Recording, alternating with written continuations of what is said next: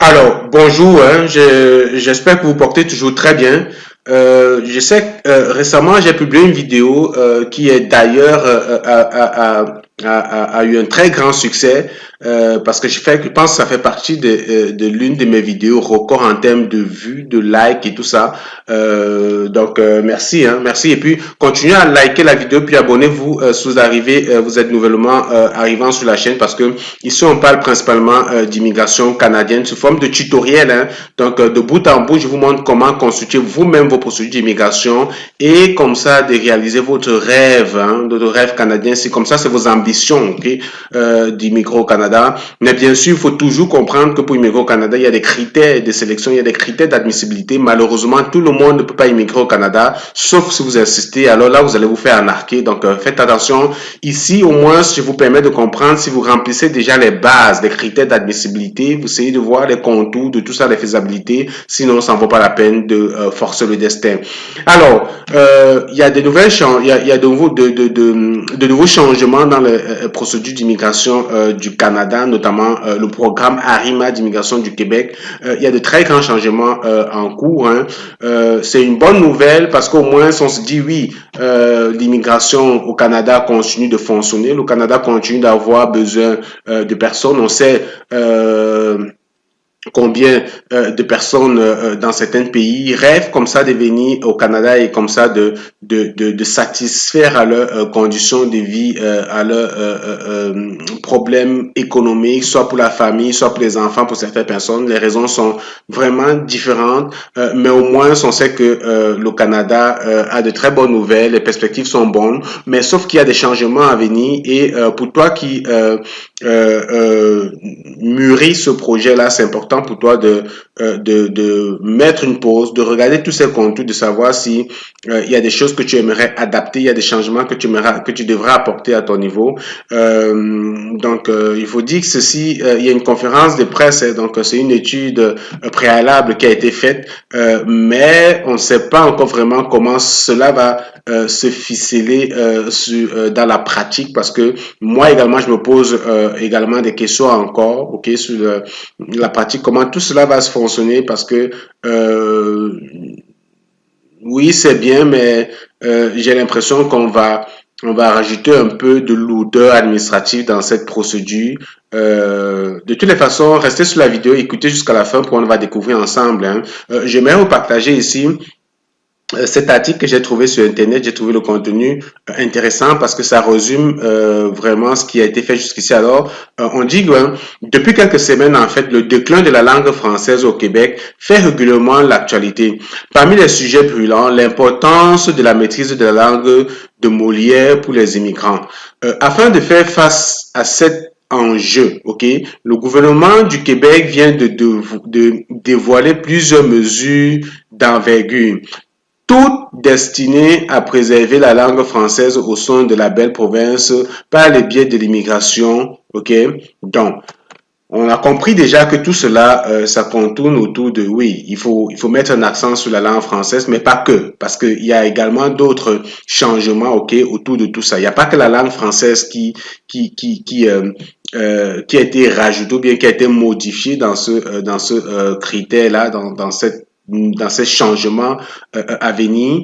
Il y a également d'autres choses qu'on va le découvrir ensemble. Donc, le programme de sélection des travailleurs qualifiés du Québec, PSTQ. Vous savez, avant, on appelait ce programme le programme régulier des travailleurs qualifiés du Québec. Désormais, ça va changer de nom. Ça s'appelle le programme de sélection parce que le Québec compte sélectionner. C'est-à-dire que on va plus faire venir des gens comme au hasard. Les gens ne vont plus venir. Déjà que c'était pas au hasard. Il y avait quand même des critères avec une grille de pointage. Mais désormais, ça sera plus que sélectif. On va sélectionner ce qu'on veut, ce qu'on a besoin pour la bonne santé je sais pas, d'ADN en fait de la province du Québec pour l'identité du Québec. Ok, on va sélectionner des personnes qui vont venir s'établir ici, s'établir facilement, aisément et dont des candidats dont on a besoin, dont on aura spécifiquement choisi au moindre détail.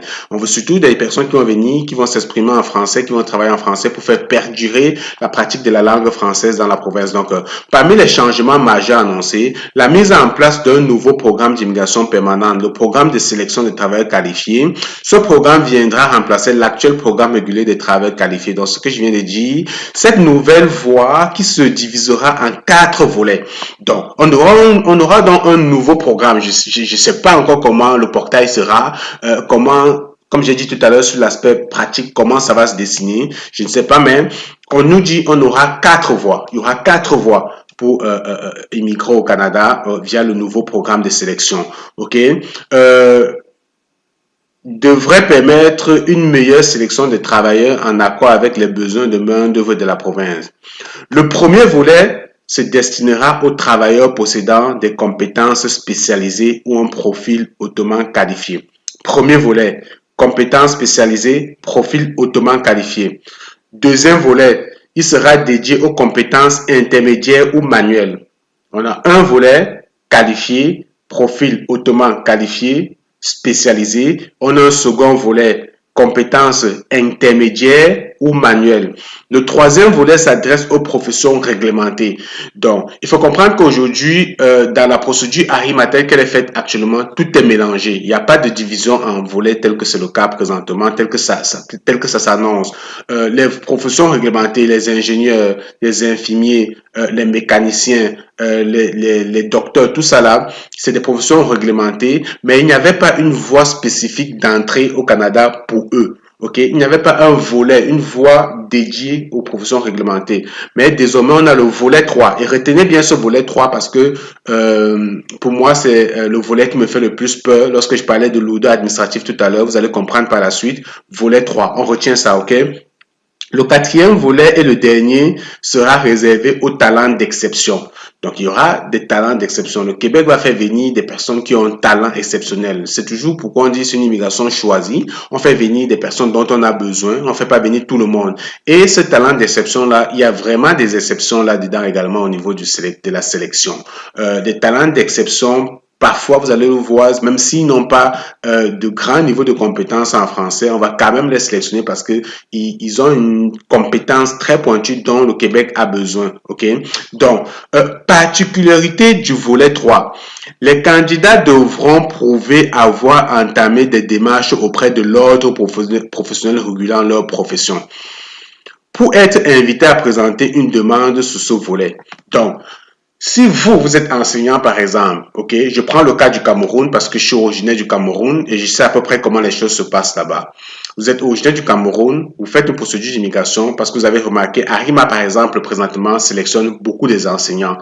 Et on sait que des fois, pour enseigner au Cameroun, on n'a pas forcément besoin d'avoir un diplôme d'enseignant. Je peux avoir un diplôme de physique, de mathématiques, un diplôme en langue française, j'enseigne du français, j'enseigne des physiques, des mathématiques dans des collèges, ok? Je ne suis pas allé à l'école normale, je n'ai pas fait l'école qui délivre un diplôme en enseignement, ok? Ça, c'est le cas spécifique de l'ordre des enseignants. Alors, désormais, on vous dit que pour faire une procédure d'immigration à RIMA, il va falloir avant d'être sélectionné, vous devez contacter l'ordre des enseignants ici, par exemple, au Québec, qui va comme ça, ou bien le ministère de l'Éducation, qui va évaluer comme ça votre dossier, vous demander de vous soumettre certains documents, et sur la base de ces documents-là, va vous donner une évaluation soit partielle ou complète. Ce qu'on dit, il faut avoir une évaluation partielle ou complète, et ce n'est qu'à l'instant où vous auriez votre évaluation partielle que vous pourriez entrer dans le bassin et faire une déclaration d'intérêt. Ceci concerne tous les métiers, ok, comme on l'a dit du volet 3, réglementé, que vous soyez ingénieur, donc il faut commencer déjà à contacter l'ordre des ingénieurs. Si vous êtes dans une procédure d'immigration présentement, regardez ça de près. Si vous êtes dans une profession réglementée, vous voyez déjà quelles sont les dispositions vous pour vous permettre en fait de rentrer en contact avec votre ordre, l'ordre qui régit votre profession pour essayer d'avoir une évaluation de cet ordre. OK? Sans ça, vous ne pourriez pas être sélectionné dans ce volet. Donc, et je connais un peu les lourdeurs administratives dans certains pays parce que là, il va falloir rentrer en contact avec les ministères. OK? Ça va être un jeu de ping-pong, des documents qui sont attendus par les ministères de certains pays qui ne sont pas retournés. C'est ça qui m'inquiète en fait. Sinon, pour moi, le reste des choses, c'est très important, mais lorsqu'il faut déjà collaborer avec les ministères là de certains pays là, moi, je me mets pas à la place de ces candidats là. Je sais ce qu'ils vont vivre. comme difficulté, comme challenge pour obtenir certains dossiers, certains documents. Et même, je parlais justement des enseignants qui n'ont pas de diplôme d'enseignement. J'ai essayé de regarder ce que l'ordre leur demande comme document. Je vais peut-être faire une autre vidéo pour expliquer ça. C'est très lourd. C'est pas des documents dont ça se peut que désormais, si vous n'avez pas de diplôme d'enseignement et que vous voulez venir au Canada en tant qu'enseignant, que ce soit très pénible et très difficile pour vous de justifier un certain nombre de choses. Donc, parce que par exemple, on demande de fournir un document officiel de votre gouvernement qui vous donne le droit de travailler. Je ne sais pas s'il y a un document comme ça qui existe. Hein. Si vous connaissez un tel document, ça me ferait vraiment plaisir de me le m'informer en description de la vidéo. Comment rentrer en possession de ça, comment l'obtenir, parce que je sais qu'il y a pas mal de candidats qui en auront besoin. Donc, actuellement, une telle preuve n'est pas requise pour les candidats exerçant une profession réglementée. Justement, présentement, toute personne qui fait une procédure d'immigration ne passe pas par l'ordre. En général, c'est lorsque les gens arrivent ici qu'ils commencent les démarches pour entrer dans l'ordre. Et je comprends en fait le bien fondé de ceci, c'est que vous étant encore dans votre pays, vous venez au Canada comme enseignant, comme ingénieur, le gouvernement, bien le système aimerait que vous sachiez déjà, ok, ce qui vous attend sur place pour exercer votre profession. Quand vous dites par exemple que vous allez arriver ici, vous allez retourner faire 2 ans, 3 ans d'école, d'études avant d'enseigner, que vous le sachiez d'avance, ok, avant de vous engager. Ça se peut que, parce qu'on vous a dit que vous allez retourner à l'école, que vous décidez d'abandonner votre projet. Alors, il sera pas important que vous arrivez ici et c'est sur place que vous changez d'avis et vous arrêtez d'enseigner, vous partez faire autre chose. Pourtant, le système vous a sélectionné pour vos qualités d'enseignant et parce qu'elle avait besoin des enseignants. Donc, vous voyez, si vous arrivez ici en tant qu'enseignant et vous n'exercez pas la profession, vous foirez les statistiques. Parce qu'à un moment donné, le gouvernement va se dire, mais ça fait longtemps qu'on tire des enseignants du bassin pour venir occuper cette pénurie de main-d'œuvre là, mais on n'arrive toujours pas à satisfaire. Pourquoi? Parce que la plupart des candidats arrivent et n'enseignent pas exactement comme c'était le cas, comme c'était défini dans leur déclaration d'intérêt. Ils arrivent, ils changent d'avis, peut-être parce que rendus sur place, entrer, obtenir les informations de l'ordre et tout ça là avec les échanges avec son pays, ça devient peut-être difficile et les candidats vont peut-être prendre le raccourci de changer juste de profession, de faire autre chose. Donc voilà pourquoi ça devient exigé. L'autre différence, l'autre complexité dans exigence à faire dans les changements à venir, c'est la maîtrise du français. Ok, on va plus le redire parce que ça a déjà suffisamment été assez clair. Donc, depuis plusieurs années, la maîtrise du français est effectivement un critère d'éligibilité pour plusieurs programmes d'immigration au Québec. Rappelons que la belle province jouit du plus haut niveau d'autonomie dans la sélection de ces immigrants parmi toutes les provinces canadiennes. Donc, on sait déjà que Arima, le Québec, c'est la principale province qui a vraiment une autonomie, qui est capable d'aller choisir, sélectionner ses candidats, ok, par elle-même. Donc, elle a cette autonomie-là.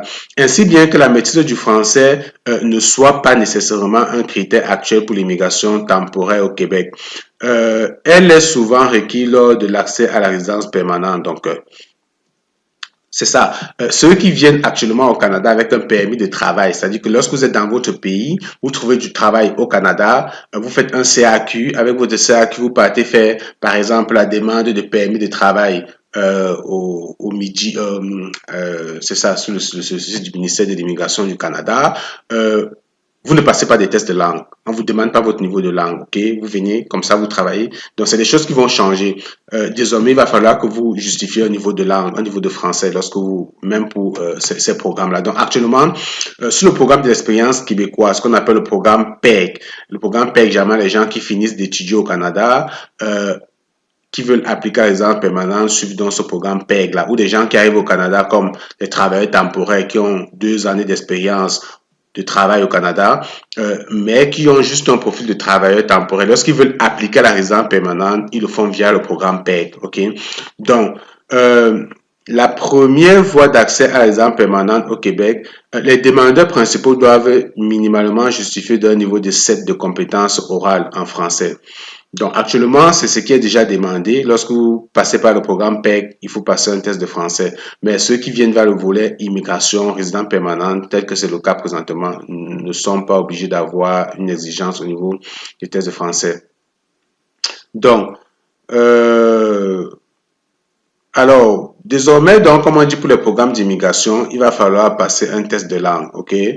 il va falloir passer un test de langue et la maîtrise du français octroie actuellement des points supplémentaires dans le programme actuel. Lorsque vous faites de français, vous avez simplement des points supplémentaires, mais désormais, lorsque vous allez faire de français, il va avoir des notes éliminatoires.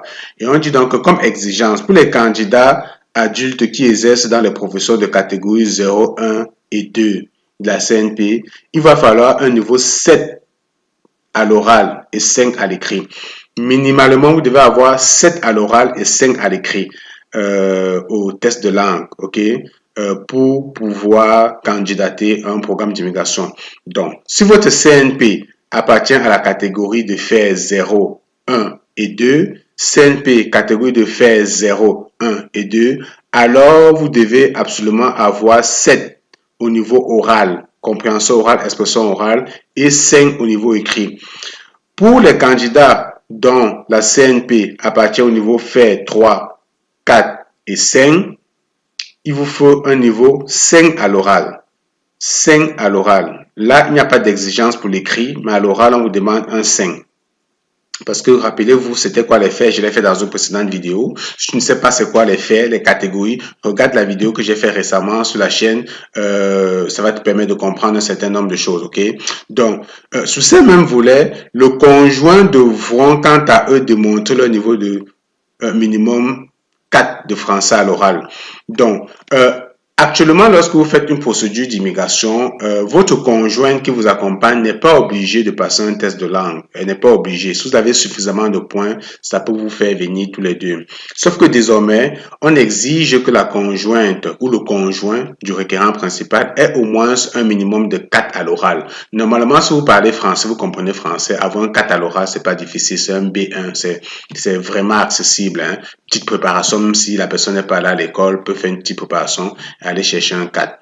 Donc, seule exception à cette nouvelle exigence, le volet 4, les talents d'exception sur lequel aucune exigence de maîtrise du français est prévue. Donc, comme vous avez vu les différents volets, je vous ai dit tout à l'heure que dorénavant, les procédures d'immigration vont se passer en 4 volets. Volet 1, 2, 3, 4. Volet 3, on a dit que c'était les fonctions réglementées. Volet 4, on a dit que c'était les talents d'exception. Donc, dans ce volet 4-là, il n'y aura pas d'exigence. Donc, si vous êtes un talent d'exception, on ne sait pas encore c'est quoi tous les critères qui rentrent dans le talent d'exception. On attend d'avoir la description bien détaillée. Puis, on va savoir, OK, si vous êtes dans le talent d'exception, il faut vraiment être un dû. Je pense que ça va être des génies. Ça va vous prendre vraiment... Vous n'auriez pas d'exigence au niveau de vos résultats au test de langue. Donc, il y a également des changements au niveau du programme PEG. Donc, la version actuelle du volume du programme PEG. Donc, je vais dire c'est quoi le programme PEG tout à l'heure. Ceux qui finissent d'étudier au Canada, qui veulent devenir résidents permanents, doivent passer par le programme PEG. OK? Sauf que maintenant, avant, il fallait justifier de 1 ou 2 années d'expérience avant d'appliquer. Sauf que désormais, lorsque vous terminez vos études directement, vous pouvez appliquer à la résidence permanente. Plus besoin de justifier justifier les années d'expérience. Donc, regroupement familial aussi. Désormais également, lorsque vous allez faire le regroupement familial, les gens qui viennent au Canada comme requérant principal, puis parrainent leur famille après, parrainent madame et les enfants.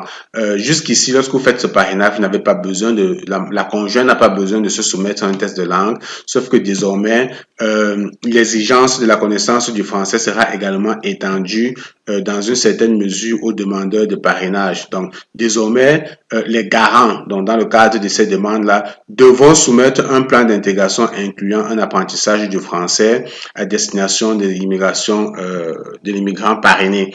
Donc, il y a beaucoup de changements. Je vais vous mettre peut-être le lien en description de la vidéo. Donc, comme autre changement, parmi les autres mesures annoncées, notons 2 changements importants concernant le programme de l'expérience québécoise. D'abord, dans le volet des diplômes du Québec, l'exigence de compléter une expérience professionnelle de 12-18 mois à l'issue du programme d'études sera retiré.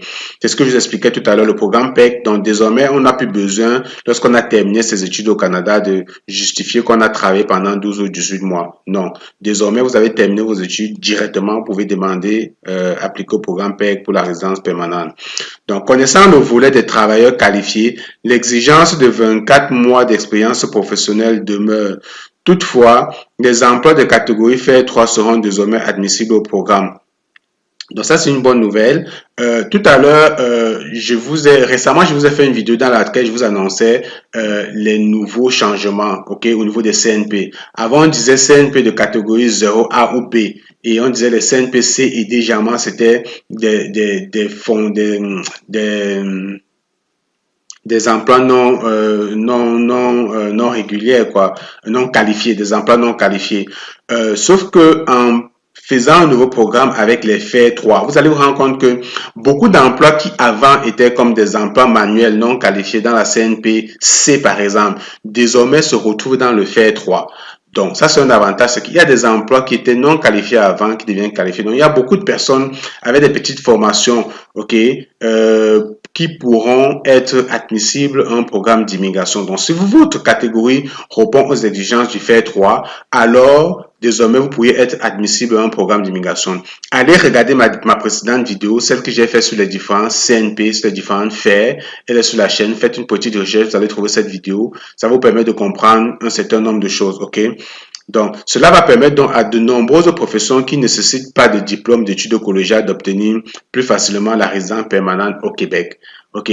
Dans les professions, parce que jusqu'ici, généralement, on vous dit, OK, si vous voulez avoir la chance d'immigrer au Canada, ça vous prend d'avoir au moins un diplôme universitaire, des trucs comme ça.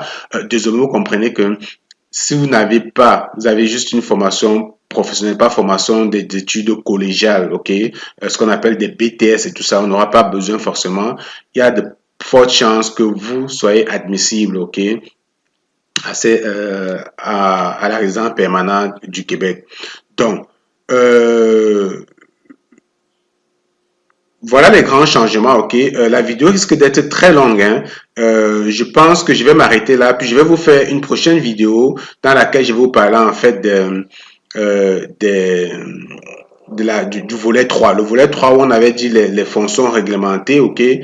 Si votre profession appartient à un ordre, ok, il va falloir absolument que vous fassiez une évaluation par cet ordre professionnel-là avant d'être sans laquelle vous ne pourriez jamais être sélectionné dans un bassin d'immigration. Donc, au moins, l'immigration a produit ce document, ok, c'est une sorte de tableau, je pourrais vous mettre le lien en description de la vidéo, qui vous permet de vérifier si votre profession, à partir de votre CNP, donc lorsque vous avez fait votre recherche sur votre CNP, et vous voyez les CNP sont ici à 5 chiffres, donc c'est les FAIR. Voilà pourquoi c'est important de comprendre cette notion de FAIR là, et c'est la raison pour laquelle j'ai rapidement fait cette vidéo, que je vous invite une fois de plus à aller regarder. Lorsque vous allez regardez votre FAIR. À partir de votre FAIR, vous allez vérifier ce tableau. Ok, si votre FAIR est dans ce tableau, alors ça veut dire que vous faites partie d'une profession qui est régie par un ordre et donc il va falloir absolument que vous fassiez une évaluation par l'ordre, ok, par l'ordre en question. Donc, vous avez la liste des professions ici qui nécessitent une évaluation par un autre. Mais je pourrais faire une autre vidéo plus tard pour vous expliquer tout cela. Mais je pense que vous avez compris l'intérêt de cette vidéo. Vous avez compris un certain nombre de choses sur le cas. Abonnez-vous, likez, partagez. Abonnez-vous surtout parce que si vous avez trouvé le contenu intéressant, ça se peut que vous manquiez d'autres contenus du genre, ok? Likez la vidéo parce que c'est votre façon pour vous de m'encourager en moi et me permet d'atteindre mon objectif de 2023 qui est d'atteindre au moins les 60 000 abonnés sur la chaîne. Ça demande votre concours, ok? Donc, je compte pour vous, sur vous pour atteindre ces objectifs-là. Puis, regardez, on se retrouve dans une prochaine vidéo, les amis. Salut!